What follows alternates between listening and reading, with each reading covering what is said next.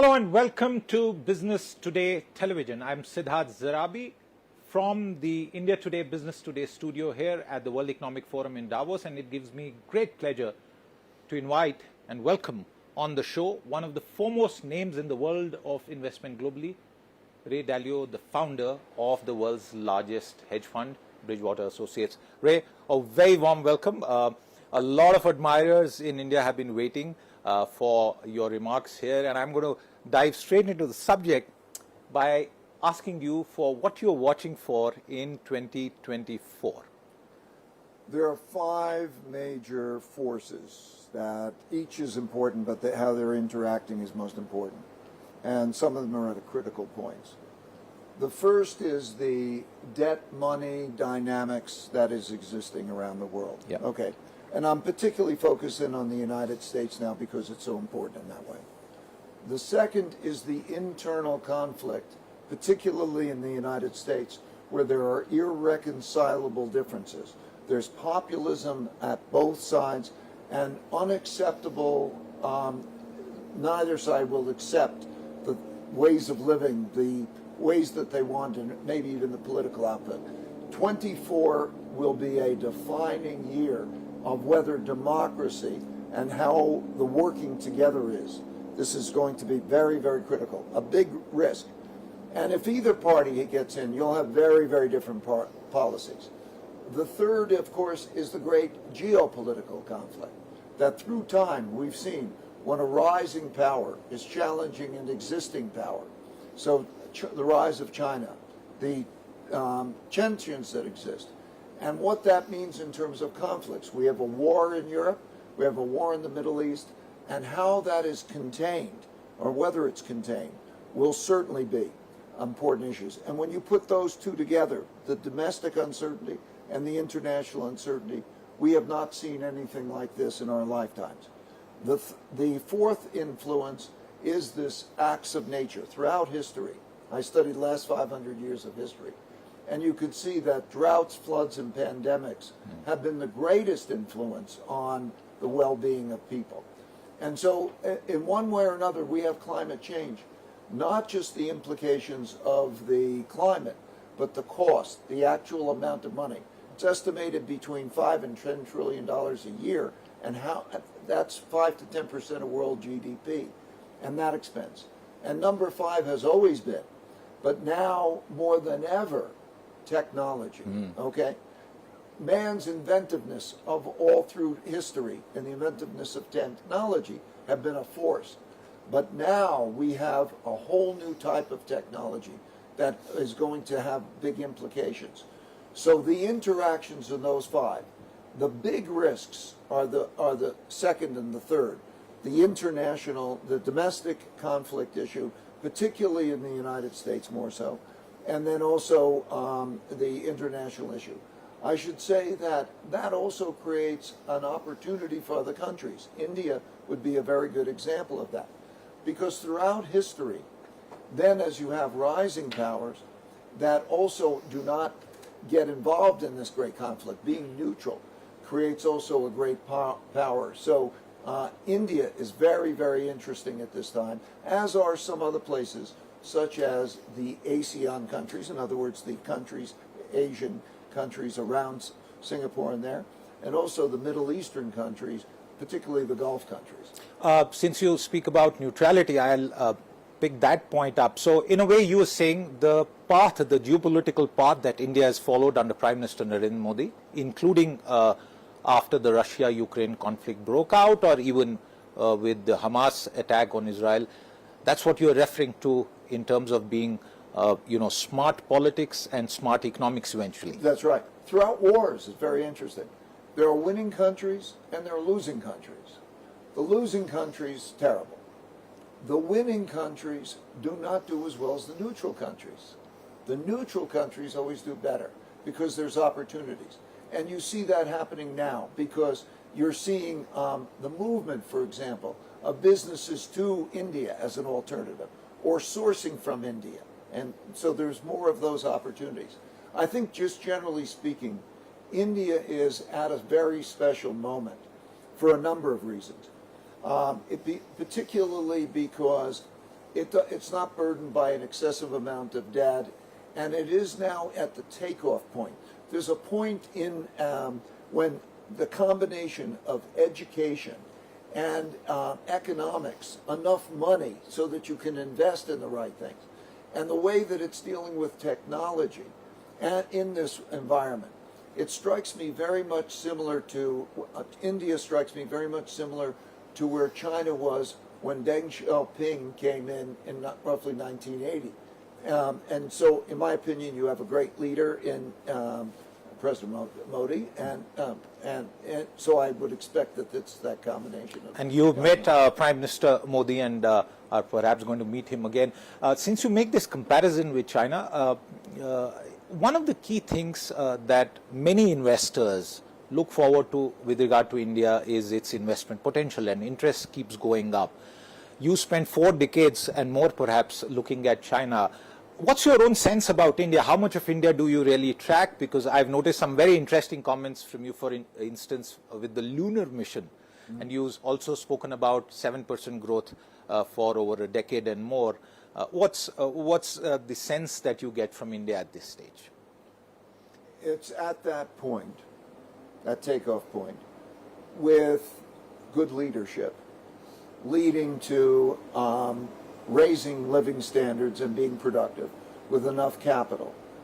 From a foreign investor's point of view, I think that there could be more opening up and more modernization in the capital markets.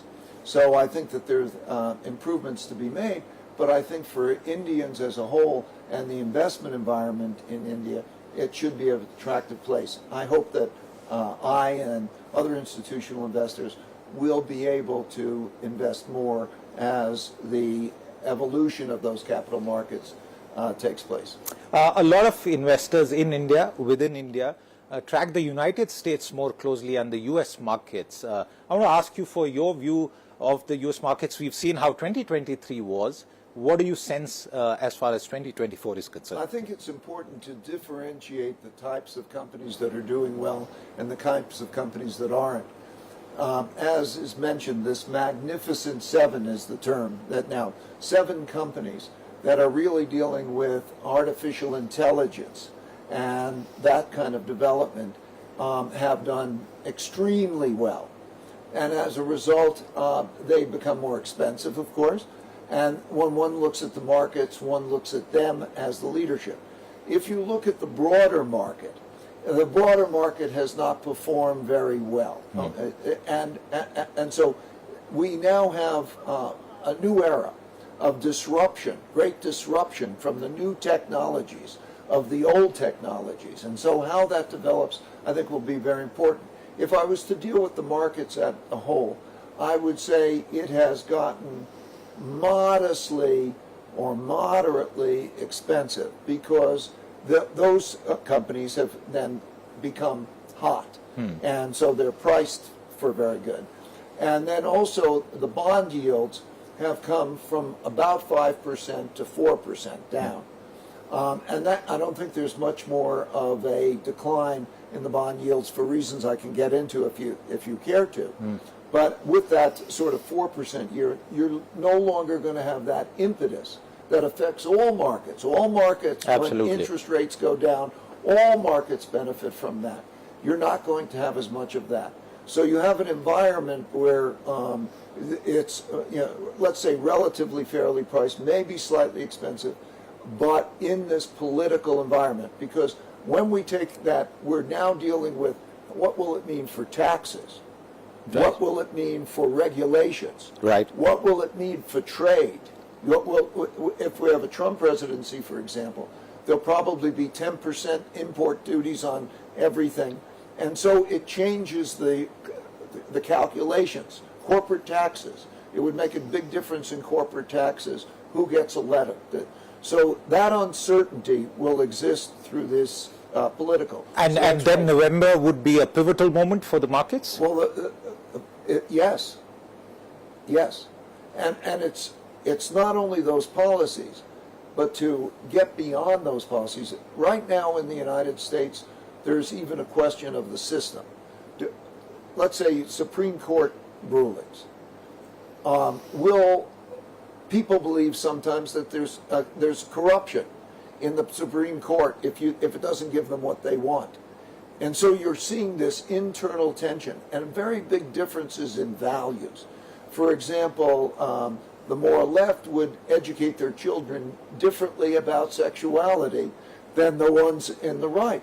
Those are irreconcilable differences. So taxes and so on. So you're seeing movements to different populations move to different states about this. How that politics takes place and what we have. Can parties work together across party lines? It's become such that the government positions, in some cases, being on a certain committee, has become politicized to find out who are the political enemies and how they can deal with the politics. So this political issue is a major issue in the United States of how that's reconciled. And that'll be very important. And since we are talking about political risk and the US elections, India, among almost 36 and more countries that have elections this year. So in some ways, 2024 is the year of elections and the consequences that come about. Let's add one more risk, and people in India would really want to hear your views on this, because as far as we are concerned, at the strategic level, China remains a very significant issue for us. What is the risk, Ray, of a US-China conflict, and if it were to happen, what shape would that conflict be in? Last March, we reached the worst position in American-Chinese relations, almost at the point where there were risks of an economic war, such as sanctions that could be very severe, and it could even become a military war, depending on how the issue of Taiwan is handled. Since that time, because of the recognitions of the risks and the consequences of that, there has been a series of steps so that there's talking. Before, there wasn't talking. Now, when the difficult situations are arising, such as the election in Taiwan and how that's dealt with, there's talking about it. That doesn't mean there's an agreement about it, but there's pretty much a commitment to getting past it and not having it become very difficult. So I think that what you're going to see is a fierce competition between the United States and China, and very much a geopolitical, whose view of the world will determine what the systems are. Will China remain a member of WTO and so on? These types of questions.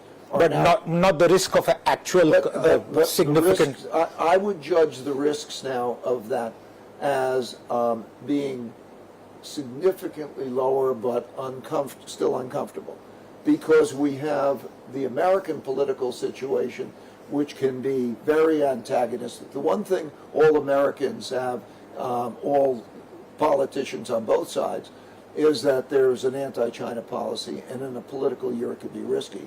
And there is the Taiwan. But I do believe that the odds are much, much better. I think it's highly likely that all of that will not spill over to a major crisis. I want to step back from China and go back to something you said earlier, because we are taking point number 2 and 3 of what you said. And I want to get your views on inflation in the United States and other advanced economies. Is the worst behind us? The headlines from Germany, as Europe's powerhouse, aren't so good. So what's your reading of the inflation situation, and how will that feed into Fed decisions on interest rates? While inflation can't be adequately predicted, it looks like it'll settle into a vicinity of 3.5%, and that there's a desire to have a real interest rate, in other words, an interest rate above the inflation rate of 1 to 2%. So that means that the bond yields have very little room to go down and could go up, which affects all markets. Yes. So I think that that's the headline in terms of inflation. Some people believe it'll fall faster. The more we have discussions of the sort that we're talking about, the worse it is for the inflation rate. So we're not in the United States down to the targeted inflation rate, 2%. That's not yet taken for granted. And then also you have not a crisis situation or a low unemployment, high unemployment rate that warrants an easing of monetary policy. Right now, the markets are expecting an easing of monetary policy greater than is likely to happen, in my opinion. Okay, so the market's ahead of what is likely. In India too, we are still not close to the range that the central bank in India has for inflation, and that remains a risk going forward. But of course, we have seen several government measures in this regard. I want to come to the point of technology, the fifth one that you had spoken about, and one of the findings of a global survey of almost 4,700 CEOs that has been released here at the World Economic Forum, Ray, by PwC, says that many CEOs expect AI to cut jobs. And you spoke about it, human intelligence creating a new technology which is going to sort of impact humans per se. What's your own sense about the opportunities and risks that AI poses for business all across the world? I think that technology is going to have such a revolutionary effect in almost all dimensions of our lives. Healthcare, every dimension of our lives. And that is a two-edged sword. The risks of it is it's a very great power in conflicts and wars. It can be used for powers that are good or powers that are bad. And of course, it is going to change employment in dramatic ways. It all comes down to how people are with each other. Is the country going to work, or the world, it's not just an American thing, are we going to be able to have an acceptable set of conditions for most people, work together? And so there's going to have to be political changes or decisions of how that's going to be handled in terms of jobs. That question is not being approached, and I think it's going to be a period of conflict regarding it. It's also very difficult to regulate. It's very difficult to regulate within a country, and it's far more difficult to regulate across countries. Yeah, absolutely. So those issues are going to be challenges while a great miracle happens. And if I take these 5 influences, I think we're going to go through the equivalent of a time warp. That the world in 3 to 5 years from now is going to be a very, very different world. And 2024 will be a year in which we're going to learn a lot about all 5 of those influences. I'm glad you've taken the time out to explain all 5. As we wind down our conversation, I know our viewers would want me to speak about something that you refer to in the context of the United States, valuations. I don't know how much of a granular view you have with regard to the Indian markets and valuations, but if you do, what do you think of valuations in India? Because the debate there is, some people say extremely expensive, and a lot of foreign voices also say this, but others say, well, you're only paying the cost for an opportunity that is going to give results in the future. That's the sense of optimism for the Indian market. Yeah. To me, the markets look expensive, and I believe in cycles. And people get overextended, markets get overextended, a lot of buying and so on, and that they progress in cycles. So my own view would be that the long term is a very optimistic, very good picture, but it's relatively expensive.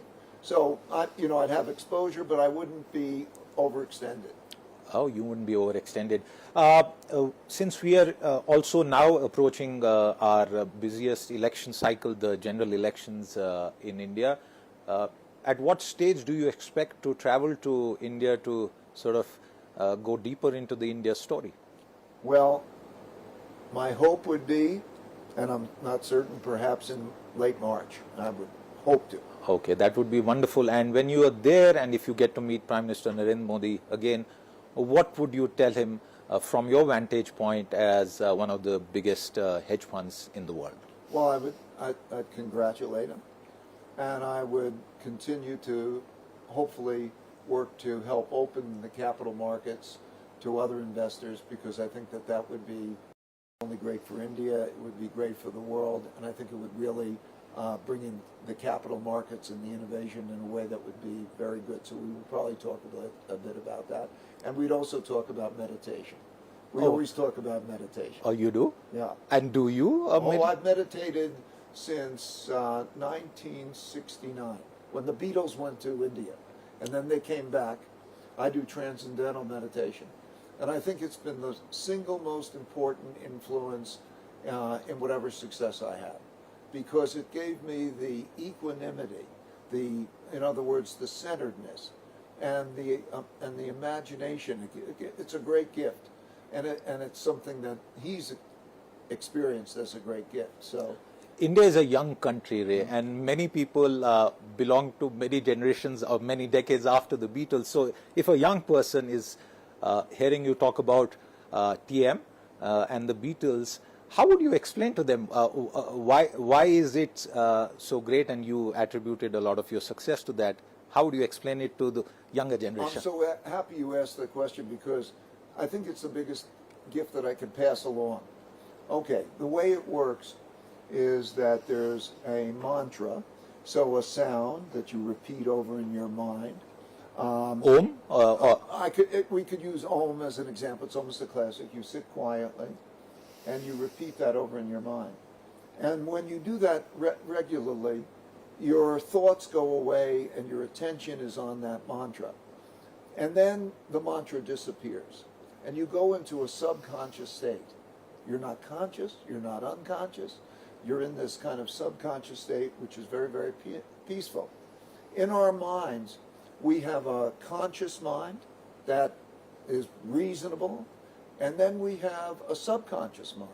And a subconscious mind controls us more than our conscious mind. And reaching that is the toughest. So when you go into your conscious mind, not only do you have a peacefulness and so on, you have a calmness, and it also means that you start to align your subconscious mind with your conscious mind.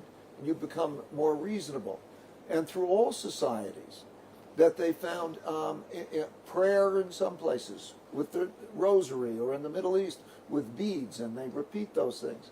Then what you tend to do is you go above it. You go above the things, and you look down at whatever your circumstances are with a calmness and an equanimity to be able to make the decisions in a better way. By releasing also the creativity that exists in the subconscious mind.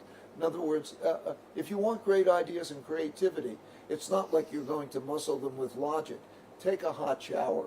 Do something like that, and great ideas start to come to you. And breathing exercises too with that? Is that also part of your routine? That's part of that exercise. And so that changes one's approach to things. One is calmer. One is more aligned, less wild and crazy in terms of the emotions taking place, and one sees things from a higher level. That's a really wonderful thing. It's healthy, and it also makes for better decisions. Ray, I had absolutely no idea when I was preparing for your conversation. I was preparing for one of the foremost market gurus in the world. But I'm very glad that we spoke about the spiritual side, and I realized that you are a guru in other regard as well, Ray Dalio. I'm a student. You're a student, and we are all, and being a student is always the best state to be in life. Ray Dalio, thank you very much for your time with us today. I wish you all the very best, and I look forward to seeing you in India as you continue your very good work in the markets. That was Ray Dalio, a name that doesn't need too much introduction in the markets across the world, live and exclusive with us here at the India Today, Business Today studios at the World Economic Forum in Davos. If you've been, thank you very much for watching.